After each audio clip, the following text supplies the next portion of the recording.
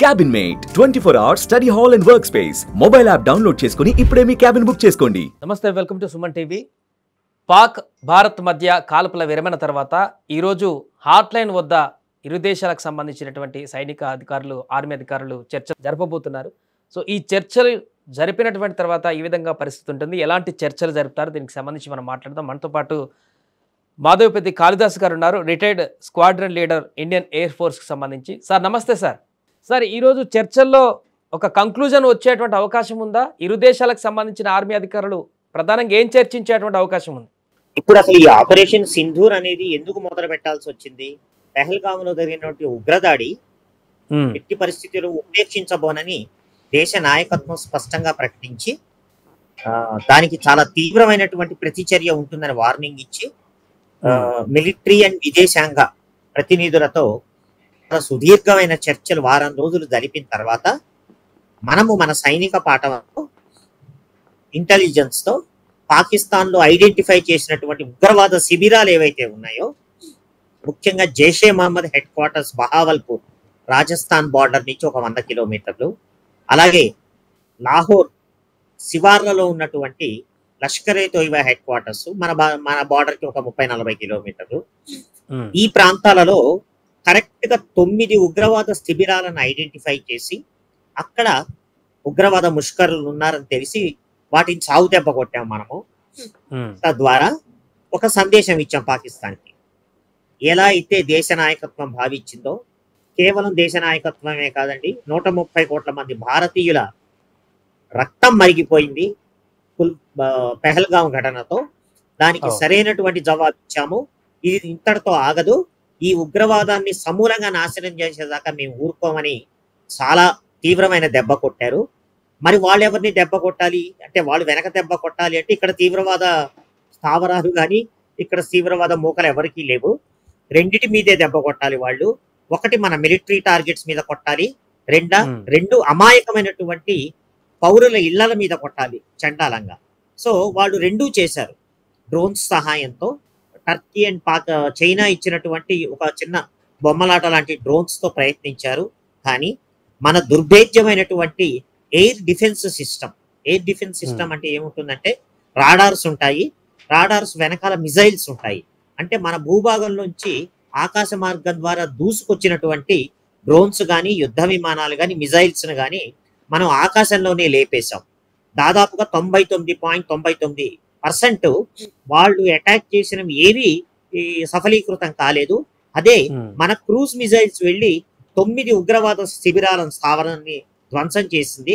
వాళ్ళు మన military targets ని ముట్టుకోవడానికి ప్రయత్నించారు. కాబట్టి మనం కూడా లాహోర్ అండ్ సయాల్కోట్ ప్రాంతంలో ఉన్నటువంటి వాళ్ళ ఎయిర్ డిఫెన్స్ రాడార్స్ ని, మిజైల్స్ ని, ఇతరత్ర ఉన్న హెడ్ క్వార్టర్స్ ని ధ్వంసం చేశాము. ఇది రెండో దెబ్బ మనం కొట్టింది.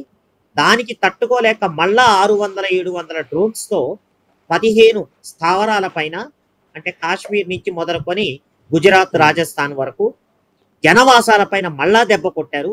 దానితో రెండో దెబ్బ నిన్న DGMO meeting, director general military operations స్పష్టంగా వివరించారు. నిన్న 12 ఎయిర్ ఫీల్డ్స్ ని సర్వనాశనం చేసేసాము. ఇక తిరగబట్టడానికి ఏం లేదు వాళ్ళకి వైమానిక మార్గం ద్వారా. అంటే ఈ 4 రోజుల నుంచి కేవలం ఆకాశ మార్గం ద్వారా డ్రోన్స్, మిజైల్స్, యుద్ధ విమానాలతో ఒక రకమైనటువంటి యుద్ధం జరిగింది. అందులో పాకిస్తాన్ చిత్తుగా ఓడిపోయింది, కాళ్ల బేరానికి వచ్చేసింది. వాళ్ళకి అర్థమైపోయింది మన ఎయిర్ డిఫెన్స్ ని వాళ్ళు ఏమీ చెయ్యలేరు. కానీ మనం చాలా తీవ్రంగా కొట్టాము. అఫీషియల్ గా చెప్పకపోయినా మన బ్రహ్మాస్త్రమైనటువంటి బ్రహ్మోస్ చాలా తీవ్రమైన నష్టాన్ని కలిగించిందని చెప్పి మనకి పూర్తి వార్తా మాధ్యమాల్లో వస్తోంది. అఫీషియల్ గా పాకిస్తాన్ లో మాత్రం అక్కడ ప్రధాని గానీ, ఆర్మీ అధికారులు గానీ మేమే గెలిచాం, మేమే సాధించామంటూ కూడా ప్రగల్భాలు పలుకుతున్నారు. ఇవి ఎట్లా చూడొచ్చు సార్? వాళ్ళు చాలా నీచమైన జాతి అండి అది. ఆ దేశము అది పెద్ద రోగ్ కంట్రీ. నోటికొచ్చిన అబద్ధాలు ఆడుతూనే ఉంటారు. ఎందుకంటే అలా చెప్పకపోతే మన సంగతి దేవుడెరుగు. అక్కడ ప్రజలు తిరగబడి రాళ్లతో కొట్టి చంపేస్తారు వాళ్ళని. వాడు చచ్చిపోతున్నా సరే కూడా నేను గెలిచానని చెప్తాడు. సో అంత నీచమైన జాతి అది. దాని గురించి మీడియాలో వాళ్ళు మాట్లాడే పిచ్చి మాటలు ఎవరైతే మనం ఇన్నేళ్ల నుంచి, నేను సర్వీస్ లో ఉన్నన్నాళ్ళు లేదా గత 20 ఏళ్ల నుంచి కొన్ని 100 ఇంటర్వ్యూస్ ఇచ్చాను, ప్రతిసారి వాళ్ళు ఇలాగే మాట్లాడతారు. మేము తప్పు చేశాము, ఇప్పటిదాకా తీసుకొచ్చాము, చాలా నీచమైనటువంటి ఉగ్రవాద పంధాన్ని మేము అనుసరించాము అని వాళ్ళు ఎప్పటికీ ఒప్పుకోరు. వాళ్ళ డిఫెండింగే చేసుకుంటారు, లేకపోతే ప్రజలు వాళ్ళని కొట్టి చంపేస్తారు అలా చెప్పకపోతే. ఎందుకంటే వాళ్ళకి అంత తీవ్ర మతోన్మాద దేశం. ఒక చిన్న ఉదాహరణ ఇస్తాను. ఆఫ్టర్ ఆల్ ఒక క్రికెట్ మ్యాచ్ లో ఓడిపోతేనే మేము భారత్ చేతిలో ఓడిపోలేదు, మేము హిందువుల చేతిలో ఓడిపోయామని ఈ రోడ్ల మీదకి వచ్చి టీవీలు పగలగొట్టేటువంటి నీచమైన జాతి.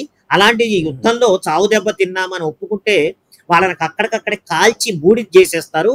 సో అక్కడ పిచ్చి మాగుడును వాళ్ళని చెవిలో పూలు పెట్టడానికో వాళ్ళని సంతోషపరచడానికో పిచ్చి డైలాగులు కొట్టకపోతే వాళ్ళు చచ్చిపోతారు. భారతదేశంతో పెట్టుకుంటే ఇంకా ఘోరంగా చచ్చిపోతారు. వాళ్ళ పరిస్థితి ఎలా ఉందంటే ముందు నుయ్యి వెనుక గుయ్యలాగా ఉంది. అడకత్తెరలో పోక చెక్కలాగా ఇరుక్కుపోయారు. మన మిలిటరీ దెబ్బకి, ఎయిర్ ఫోర్స్ దెబ్బకి, ఆర్మీ దెబ్బకి కుదేలైపోయారు. ఇలా గనక 3-4 రోజులు కొనసాగితే సర్వనాశనం అయిపోతారు. కాళ్ల బేరానికి వచ్చారు. డైరెక్ట్ గా అయితే పరువు పోతుందని అమెరికా కాళ్ళు పట్టుకొని బతిమాలి బామ్మాలి అమెరికా ప్రెసిడెంట్ ద్వారా ఒక ట్వీట్ ని పెట్టారు. సరే, మనం కూడా మన ఉద్దేశం దేశాన్ని నాశనం చేయాలని కాదు, వాళ్ళ ప్రజల్ని నాశనం చేయాలని కాదు, కేవలము ఉగ్రవాదం అనేది శాశ్వతంగా పాకిస్తాన్ లో ఉండకూడదు అన్న ఉద్దేశంతోనే ఇది మొదలు పెట్టాము. జరగబోయే చర్చల్లో కూడా అది మాత్రమే ప్రస్ఫుటంగా హైలైట్ గా ఉంటుంది. దానికి వాళ్ళు అగ్రీ కాకపోతే మనం చేయాల్సింది చేస్తాం. ఇప్పుడు హాట్లైన్ లో జరిగేటువంటి చర్చల్లో ఇంకెవరెవరు పాల్గొంటారు సార్? అంటే ఈ చర్చలు ఎట్లుంటాయి? గతంలో జరిగినాయా ఇట్లా కాల్పుల విరమణ చర్చలు? జరుగుతూనే ఉంటాయి. ఒకప్పుడు ఏమవుతుందంటే టాప్ స్థాయిలో నిర్ణయం తీసుకొని దానిని సరిగ్గా అమలుపరచక కమ్యూనికేషన్ గ్యాప్స్ ఉండగా, ఇప్పుడు ఒకటి స్పష్టం చేస్తాను మన ప్రేక్షకులకి, బార్డర్ వేరు, లైన్ ఆఫ్ కంట్రోల్ వేరు. ఏమిటి రెండింటికి టెక్నికల్ గా డిఫరెన్స్ అంటే, బార్డర్ ఉందనుకోండి, నీ భూభాగం ఇంత, నా భూభాగం ఇంత, అందులో గొడవ లేదు. ముఖ్యంగా Gujarat, Rajasthan and Punjab. So fencing కూడా ఉండవు. ఫెన్సింగ్ కూడా కొన్ని చోట్ల ఉంటాయి. అవతల వాడు కుర్చీ వేసుకొని మాట్లాడతాడు, మనము మాట్లాడుకోవచ్చు మామూలు వాతావరణంలో. లైన్ ఆఫ్ కంట్రోల్ అలా కాదు. జమ్మూ అండ్ కాశ్మీర్ లో ఎక్కడ బార్డర్ లేదు. సో 1947లో వాళ్ళు దురాక్రమణ చేసిన తర్వాత మనం వాళ్ళని చావగొట్టి అవతలకి నెట్టిన తర్వాత యుఎన్ఓ మీరు సీజ్ ఫైర్ పాటించండి చెప్పిన తర్వాత అక్కడికక్కడ ఏదైతే యథాస్థితి 1947 నవంబర్ ప్రాంతాల్లో ఉన్నదో ఈ రోజుకి అదే కొనసాగుతోంది. నేను ఒక పూట ఒక యుద్ధాన్నో ఒక గొడవనో చేసి నిన్ను 1 కిలోమీటర్ అవతలకి నెడితే ఆ రోజుకి అదే బార్డర్, లైన్ ఆఫ్ కంట్రోల్ అంటే. లేదా అవతల వాడు నన్ను 2 కిలోమీటర్లు వెనక్కి నెట్టి ఆక్యుపై చేస్తే అదే లైన్ ఆఫ్ కంట్రోల్, అదే బార్డర్. సో అలా ముందు వెనక్కి అవుతూ ఉంటుంది. అక్కడ ఎవరిది నీది ఎంత నాది ఎంత లెక్క ఉండదు. ఈ ఎల్ఓసి దగ్గర డిజిఎంఓ లెవెల్లో చర్చలు అయినప్పటికీ కూడా ఒక్కొక్కప్పుడు ఇంప్లిమెంట్ చేయడానికి కొంచెం టైం పడుతుంది. కానీ ఈ చర్చల్ని తీసుకొచ్చింది పాకిస్తాను. చాలా బీరాలు పలికింది, మనం ఏం చేయలేకపోయారింది. మరి చర్చలు దేనికి ఇంకా అంటే ఒకటే పద్ధతి వాళ్ళది, అందితే జుట్టు లేకపోతే కాళ్ళు. వాళ్ళ కుయుక్తుని గమనించాలి. ఇంటర్నేషనల్ గా మనకి విపరీతమైన సపోర్ట్ వస్తుంది. ఎట్టి పరిస్థితుల్లో వాళ్ళ కళ్ళబొల్లి మాటలు నమ్మి మనం గనక ఆపరేషన్ ఆపితే వాళ్ళ ఇప్పటికే చాలా మంది టెర్రరిస్టు పారిపోయి ఉంటారు. అయినా సరే మనకు లిస్ట్ ఉంది. ముఖ్యంగా వాళ్ళ టెర్రరిస్టు నాయకత్వాలు అజర్ మసూద్ గాని, సయ్యద్ హఫీజ్ గాని, జమాతుల్ దవా, హిజ్బుల్ ముజాహిదీన్, ఈ ఉగ్రవాదులు మనకి హ్యాండ్ ఓవర్ చేసి తీరాలి. నా ఉద్దేశంలో అదే స్పష్టంగా చెప్తుంది అనుకుంటాను భారత్. వాళ్ళ నిన్న మోడీ మీటింగ్ తర్వాత కూడా అదే చెప్పినట్టున్నారు. ఒకటి ఉగ్రవాదులను అప్పచెప్పాలి, రెండోది కాశ్మీర్ ని మాకు అప్పచెప్పాలనేటువంటి రెండే అంశాలు. బట్ ఈ యొక్క హాట్లైన్ చర్చలో ఈ రోజు దానికి అగ్రి అయ్యేటువంటి అవకాశం ఉందా? ఎందుకంటే ప్రజలు కొడతారనే భయంతో మీడియాలో మేము గెలిచామని చెప్పుకున్నారని చెప్పేసి మీరు అన్నారు. అలాంటి పరిస్థితుల్లో ఈ రెండు అంశాలని ఒప్పుకునేటువంటి అవకాశం ఉందంటారా? పిఓకైనా అప్పగించటం అన్నది అది పొలిటికల్ డిసిషన్. యుద్ధపరంగా సైన్యానికి సంబంధం లేదు. ఎస్, అయితే అది వార్తలు వస్తున్నాయి కానీ కన్ఫర్మ్డ్ కాదు. ఆయన పేరు మీద వార్తలు వస్తున్నాయి. ఐ డౌట్ అంత ఓపెన్ గా ఉండదు. ఒకటి మాత్రం ముఖ్యంగా ఉంటుంది, ఈ ఆపరేషన్ సింధూర్ మొదలెట్టిందే ఉగ్రవాదం అంతం చూడటానికి. ఖచ్చితంగా ఆ ఉగ్రవాద లీడర్స్ ని మనకు అప్పగించాలి. ఈ కండిషన్ భారత్ స్పష్టంగా పెడుతుంది. ప్లస్ పాకిస్తాన్ లో ఏ ఉగ్రవాద శిబిరాలలో ఇంకా కలుగుల్లో ఎలుకల్లాగా నక్కి ఉన్నారో వాళ్ళందరినీ ఒప్పగించాలి. అంతర్జాతీయ వేదిక మీద మేము ఉగ్రవాదాన్ని అనుసరిస్తున్నామని వాళ్ళు ఒప్పుకోవాలి.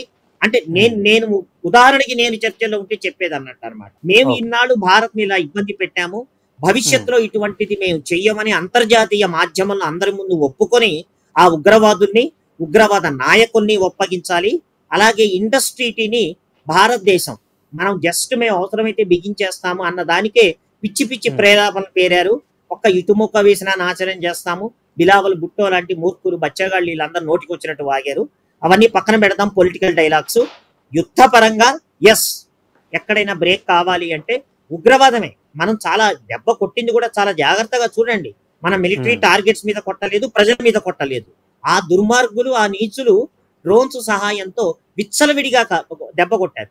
మనం ఎక్కడ విచ్చలవిడిగా కొట్ల, చాలా ప్రిసిషన్ తో మనకున్నటువంటి బ్రహ్మోస్ మిజైల్ ఇతరత్ర వాటితో కేవలము మిలిటరీ టార్గెట్స్, కోలేటరల్ డ్యామేజ్ జరగకుండా ఎక్కడ కావాలో అక్కడ అన్నమాట. అంటే ఈ సందర్భంగా ఏదో అది సినిమా అతడు సినిమాలో తనిఖీల భరణి పాత్ర చెప్తుంది, చాలా ఒక గులాబీ మొక్కకు అంటు ముక్క పెట్టేలాగా పద్ధతిగా కొట్టాడురా అని అంటాడు పాత్ర. అచ్చు అలాగే మనం కొట్టాము. సో ఆ దెబ్బకి దిమ్మ తిరిగిపోయింది పాకిస్తాన్ కి, కాళ్ల బేరానికి వచ్చింది. వాళ్ళు అందితే జుట్టు లేకపోతే కాళ్ళు, వాళ్ళు ఉగ్రవాద పంధా అనేది మారరు, అది గుర్తుపెట్టుకోండి. నేనైతే ఎట్టి పరిస్థితుల్లో కన్విన్స్ కాను. కళ్ళబుల్లిగా కొంత ఒప్పుకున్నా మళ్ళా కొన్నాళ్ళైన దాకా ఉగ్రభూతం జడలు విప్పుతుంది. శాశ్వతంగా మనం దాన్ని దెబ్బ కొడుతూనే ఉండాల్సి వస్తుంది ఎప్పటికప్పుడు. ప్రస్తుతానికి ఏం చేయాలి అంటే ఆ ఉగ్రవాద పర్పట్రేషన్స్ ఎవరైతే ఉన్నారో, హిజ్బుల్ ముజాహిదీన్ కానీ, జైషే మహమ్మద్ కానీ, లష్కరే తోయిబా కానీ, టెహ్రీన్ ఫ్రంట్ ఏదైతే మేము పెహల్గామ్ లో తప్పు చేశామన్నారో ఆ ఉగ్రవాదులు కానీ, వీళ్ళందరినీ మనకు అప్పగించేదాకా ఎట్టి పరిస్థితుల్లో ఊరుకోవద్దు. అదే స్పష్టంగా మనం చెప్తామని నేను అనుకుంటున్నాను. Right sir, thank you sir. So అది మొత్తానికి హాట్ లైన్ లో జరిగేటువంటి ఈరోజు చర్చల్లో ఎలాంటి కంక్లూజన్ వస్తుంది, ఈ చర్చలు ఫలిస్తాయా, ఈ చర్చలలో భారత్ పెట్టేటువంటి డిమాండ్లను పాకిస్తాన్ అంగీకరిస్తుందా, దీనికి సంబంధించిన పూర్తి వివరాలు అయితే చూడాల్సి ఉంది.